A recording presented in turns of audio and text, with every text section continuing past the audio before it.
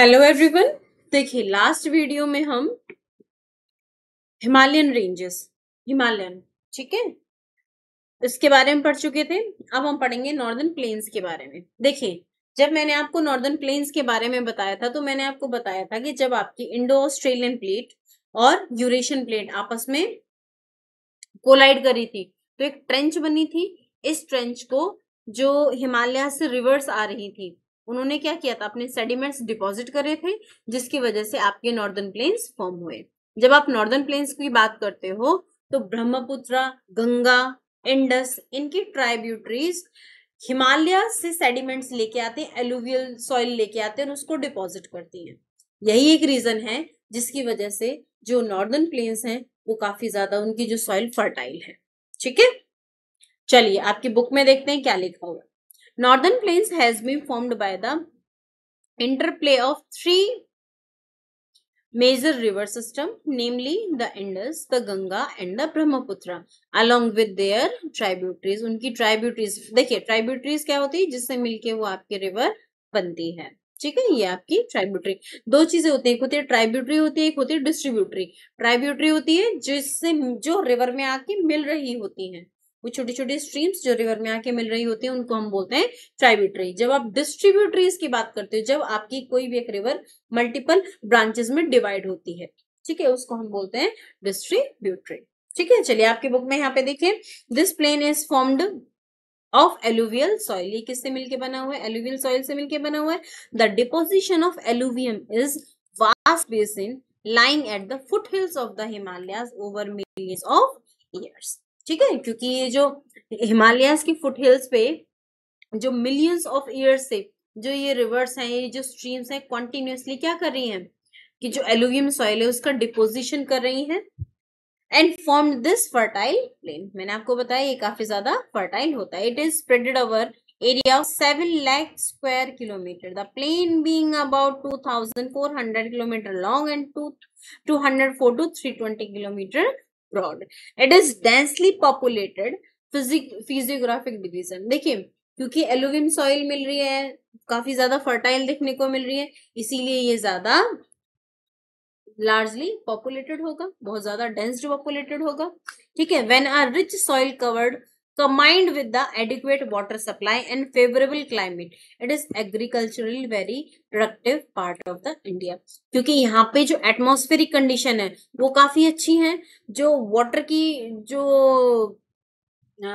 Supply है वो काफी अच्छा है, जितने अमाउंट ऑफ वाटर चाहिए वो सारा वहां पे मिल जाता है, इसीलिए ये जो एग्रीकल्चरली बहुत ज्यादा प्रोडक्टिव एरिया भी है। ठीक है, आई hope it is clear.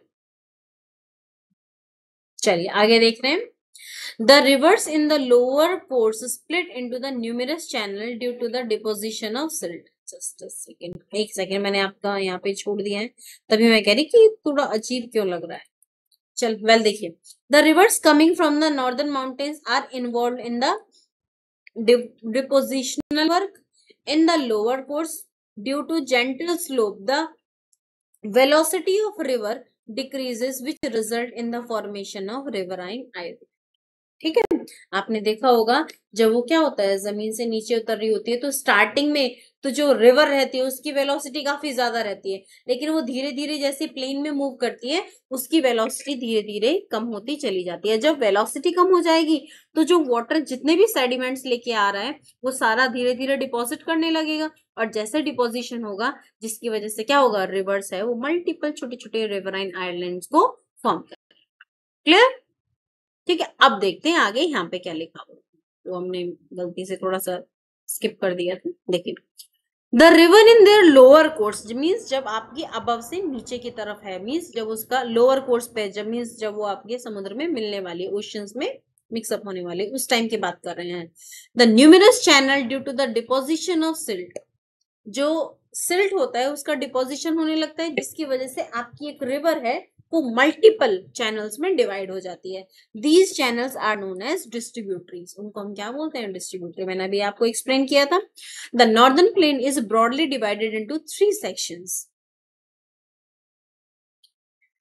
The western part of the northern plain is preferred as the Punjab plains, formed by the Indus and its tributary. The larger part of this plain lies in the Pakistan. The Indus and the tributaries in the Jhelum and the Chenab and the Ravi, Vyas and Satluj originate in the Himalayas. These sections of the plains dominated by doabs.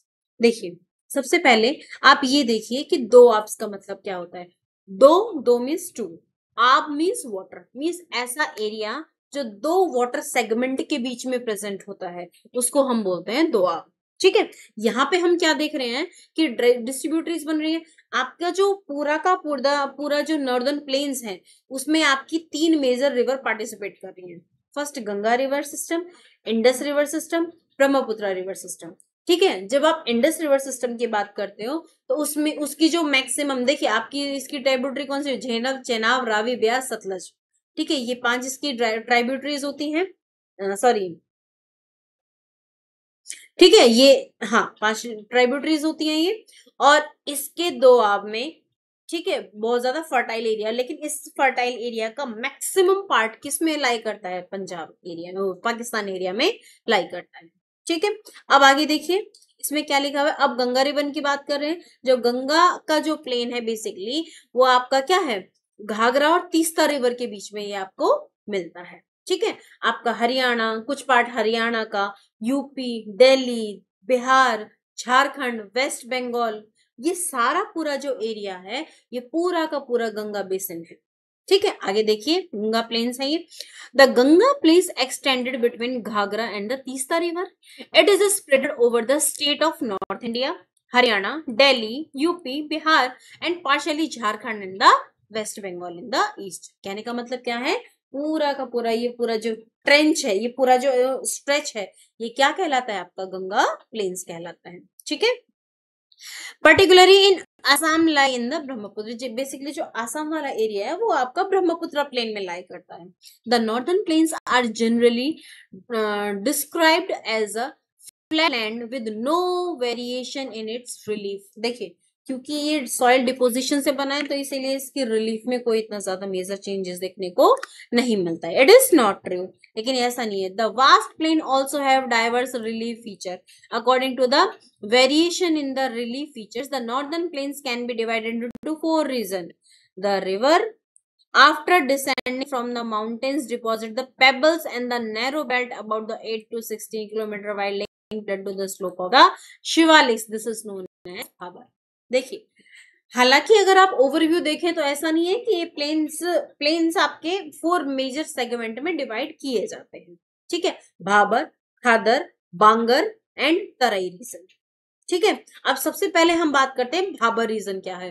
Bhabar reason क्या होता है कि जब आपकी river आपकी mountain से चली आ रही है, माउंटेन से आ रही है, तो वहां से क्या करेगी, पेबल्स लेके आएगी, बोल्डर्स लेके आएगी.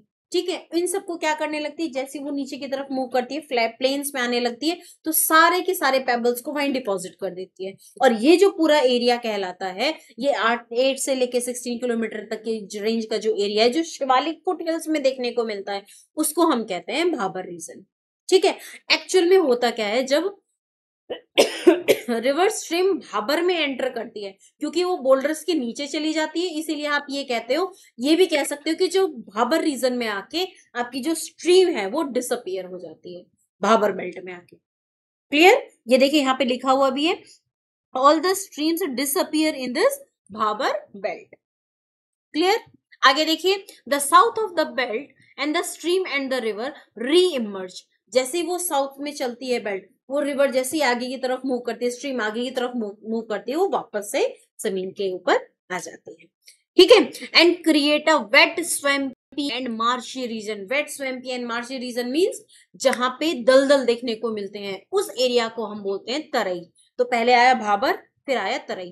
ठीक है, this was thickly forested region full of wild life. Obviously जब तराई रीजन है तो वहां पे क्या होगा, बहुत ज्यादा वेजिटेशन देखने को आपको मिलेगा, फॉरेस्ट एरिया वहां पे देखने को मिलेगा. The forest have been clear to create agricultural land and to settle migrants from Pakistan after the partition. देखिए, पार्टीशन के बाद क्या हुआ, लोग पाकिस्तान से इंडिया की तरफ मूव किए.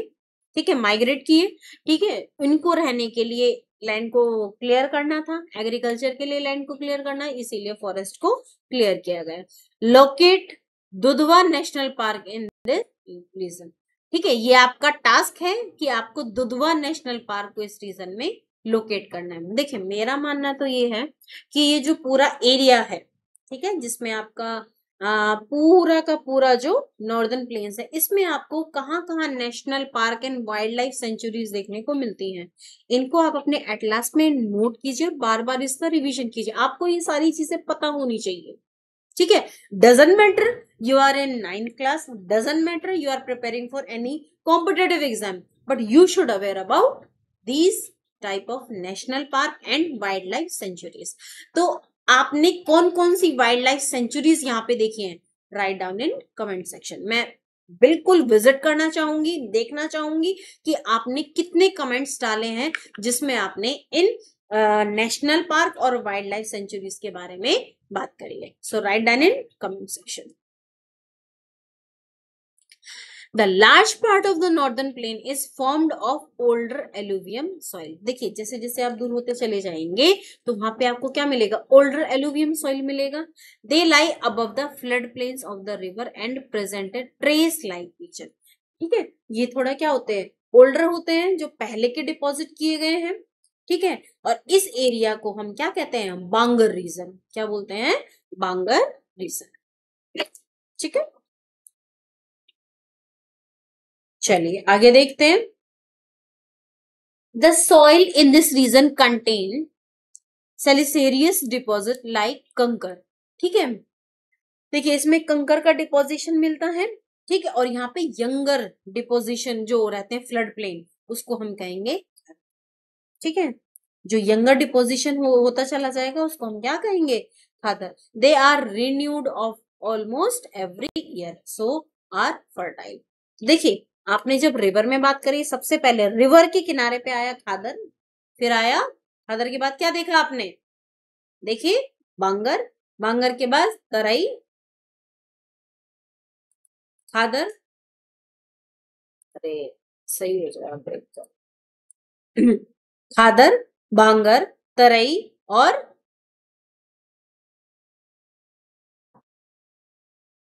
चलो अब बात करते हैं हम पेनिनसुलर प्लेट्यू की। आई होप इट इज क्लियर। अगर आपको समझ में नहीं आया है तो आप कमेंट सेक्शन में लिखिए ताकि मैं आपके डाउट्स को सॉल्व कर सकूं। क्लियर, चले देखिए। Next is peninsular plateau. Peninsular plateau की बात करते हैं। पेनिनसुलर देखो ये एक टेबल लाइक टाइप की लैंड है जो बेसिकली आपका क्रिस्टलाइन इग्नियस रॉक्स या मेटामॉर्फिक रॉक्स से मिलके बनी हुई।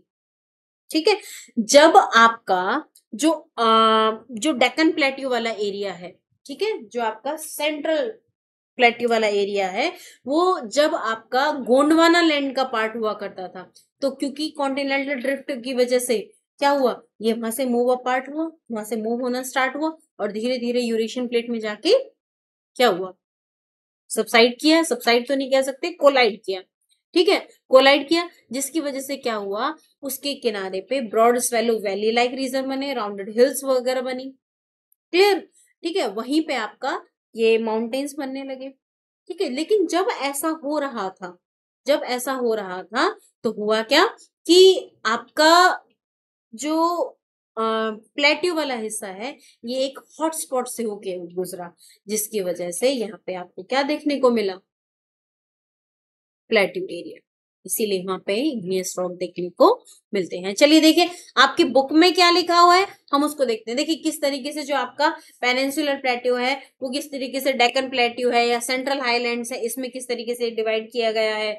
ठीक है, छोटा नागपुर प्लेट्यू वगैरह सारा इसी चीज में आएगा। ठीक है, चलिए।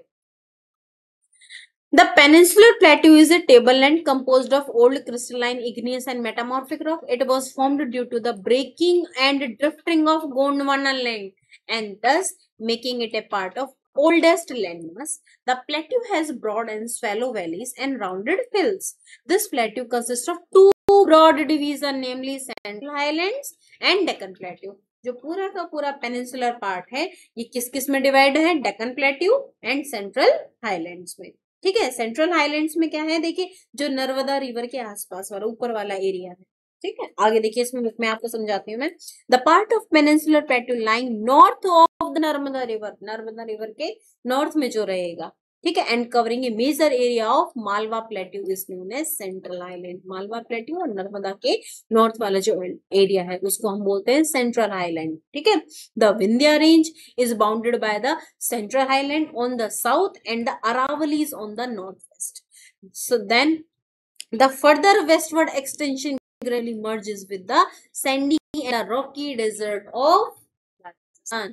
इमेजिन कीजिए, ये आपका क्या है, सेंट्रल हाईलैंड। अगर आप इस तरफ देखो तो विंध्या रेंज देखने को मिलेगी, इधर आपका ये मालवा प्लेट्यू देखने को मिलेगा, इधर यहाँ पे का राजस्थान देखने को मिलेगा, ठीक है। ये आपके इस तरफ की अरावली रेंज, ये पूरा देख रहे हैं, ये इस तरीके से अरावली रेंज, और इधर आपका क्या आ जाएगा, राजस्थान। इस तरीके से आपका सेंट्रल हाईलैंड्स, ठीक है। आगे देखिए, the flow of river draining this region namely Chambal and the Sindh and Betwa and Ken in the south west to the north west. South west से लेके नॉर्थ वेस्ट की तरफ ये ड्रेन्स ड्रेन करती। कौन कौन सी, चंबल, सिंध, बेतवा, केन, ठीक है, ये याद रखिएगा, ठीक है। और उनकी जो डायरेक्शन है वो कहाँ है, साउथ वेस्ट से नॉर्थ ईस्ट, साउथ वेस्ट से नॉर्थ ईस्ट, ये चीज आप याद रखिएगा। मींस इस तरीके से, इस तरीके से, क्लियर। आगे देखिए, the central highlands are wider in the west but narrow in the east. इस तरफ देखो, मैंने आपको बताया ना कि ये वाला हिस्सा ये ब्रॉड है और यहाँ पे आपका ये एरिया नैरो। आगे देखिए, the eastward extension of this plateau are locally known as Bundelkhand, ठीक है, या बुगेलखंड। लोकली इसको क्या बोलते हैं, बुंदेलखंड या फिर बेगलखंड। द छोटा Nagpur plateau mark the further eastward extension drained by the Damodar river, ठीक है, जो दामोदर रिवर है जो वो एक्सटेंड करेगी और वहां से स्टार्ट क्या हो जाएगा आपका छोटा नागपुर प्लेट्यू, क्लियर। आगे देखिए आपकी बुक में क्या लिखा हुआ है। आई थिंक आपको समझ में आ रहा होगा कि किस तरीके से आपका जो पूरा एरिया है वो, देखिए, the Deccan plateau is a triangular landmass. देखिए, अगर ये आपका इंडिया का मैप है तो यहाँ पे ये वाला एरिया मैं यहाँ पे बनाती हूँ,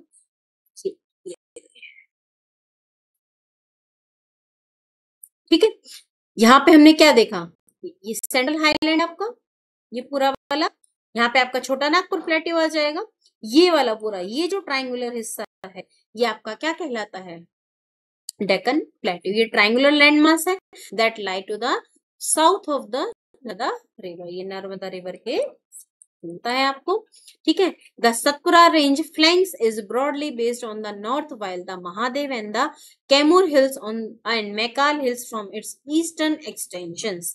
देखिए, यहाँ पे आपकी जो मैकाल हिल्स है, कैमूर हिल्स है, ये यहाँ पे विंध्या एंड सतपुरा जो रेंजेस हैं, इनके बीच में जो ये रिफ्ट है, ठीक है, ये सारी चीजें हैं जो आपको इससे सेंट्रल हाईलैंड से अलग करती है। Locate these hill ranges in the physical map of the India. देखिए, आपको मैंने आपको पहले ही बताया कि आपके जितने भी हिल्स हैं, मैंने आपको ऊपर पिछले लास्ट वीडियो में भी ये थोड़ा सा मैंने आइडिया दिया था कि किस तरीके से यहाँ पे आपकी अरावली रेंज है, मैकाल हिल्स हैं, ठीक है, महादेव हिल्स हैं, कैमूर हिल्स हैं। ये पिछले लास्ट वीडियो में मैंने आपको ये चीज एक्सप्लेन करी है और इसमें भी मैं आपको फिर से बता रही हूँ कि कौन सी हिल कहाँ पे है, आपको पता होनी ही चाहिए। ये कौन कौन सी स्टेट में इवन आपको मिलती हैं, इसके बारे में भी आपको पता होना चाहिए। एक आप अपना फिजिकल मैप लीजिए या फिर आप एक रफली ड्रॉ कीजिए और आप उसमें लोकेट कीजिए कि कहाँ कहाँ कौन सी आपकी हिल्स रेंज आपको देखने को मिलती है, ठीक है। अब देखिए आगे क्या लिखा हुआ है। The Deccan Plateau is higher in the west, slope and gently eastward. Means ये थोड़ा सा tilted form में होता है. An extension of plateau is also visible in the northeast, locally known as Meghalaya. Meghalaya में भी देख लें। देखिए, ये चीज आप देखिए, Karbi Anglong plateau and the north Cachar hills, ठीक है। ये जो आपका मेघालय वाला प्लेट्यू है, यहाँ पे जो आपको ये मिलता है, यहाँ पे एक रिफ्ट है, इधर ये जो मेघालय वाला ये आपका एक प्लेट्यू है, ये पूरा इसी का एक्सटेंशन है, ठीक है। ये तो बाद में डिवाइड हुआ है, ठीक है। आगे देखिए, It is spread by a fault called Chota Nagpur Plateau. These three prominent hill ranges from west to east is the Garo, Khasi and Jaintia hills. यहाँ पे देखिए, यहाँ पे अगर ये आपके इस तरीके से मैं आपको अगर लोकेट करूं तो यहाँ पे आपकी गारो, खासी, जैंतिया हिल्स, यहाँ पे आपको तीनों हिल्स देखने को मिलती हैं। ठीक है, अब आते हैं हम अपने southward. The Western Ghat and the Eastern Ghat mark the western and the eastern edges of the Deccan Plateau respectively. Western Ghat lies parallel to the Western Coast and the continuous range. देखिए Western Ghat में अगर हम यहाँ पे देखें, ये यहाँ पे Western Ghat है, यहाँ पे आपको बेसिकली एक continuous range देखने को मिलती है, बस इसमें 3 आपको पासेस देखने को मिलते हैं। कौन कौन से हैं? थालघाट, थालघाट, भोरघाट।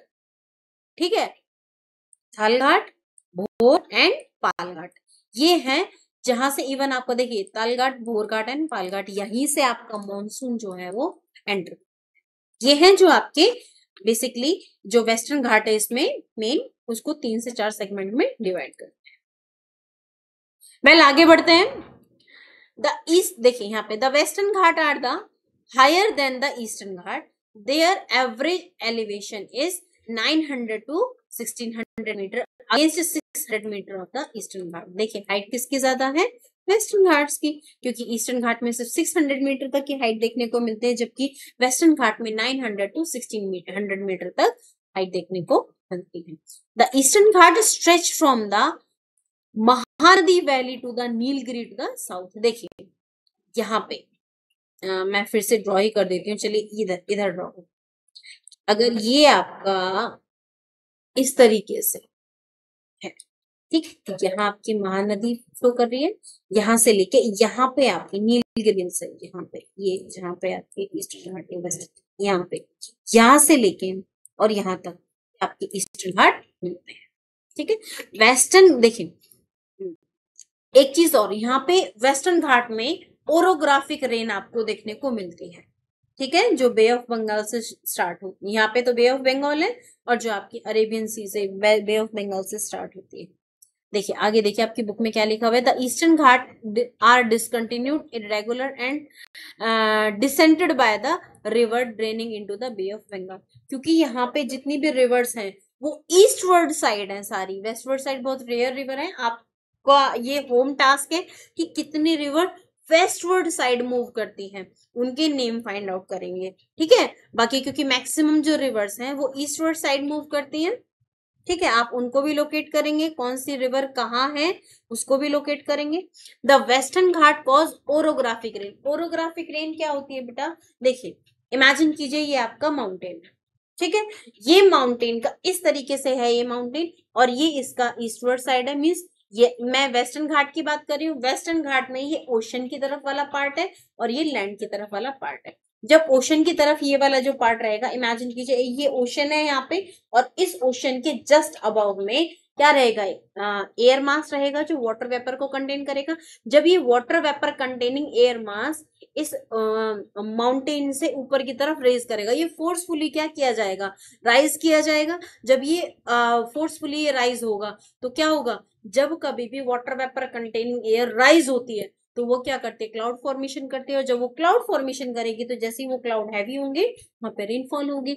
इस टाइप की जो रेनफॉल होती है उसको हम बोलते हैं ओरोग्राफिक रेनफॉल। और वेस्टर्न घाट के वेस्टवर्ड साइड हमेशा ओरोग्राफिक रेनफॉल देखने को मिलती है, जबकि इसके अपोजिट साइड, जब इमेजिन कीजिए यहाँ पे जो एयर मास था जब इस वेस्टर्न घाट से अब इस डायरेक्शन मूव करेगा तो वो पूरा का पूरा जितना भी उसने मॉइस्चर कंटेन करी थी ओशन से वो सारी की सारी यहीं पे शेड कर दी, और फिर वो इस तरफ मूव करेगा तो यहाँ पे जब वो आएगी तो वो आपकी बिल्कुल ड्राई एयर रहेगी।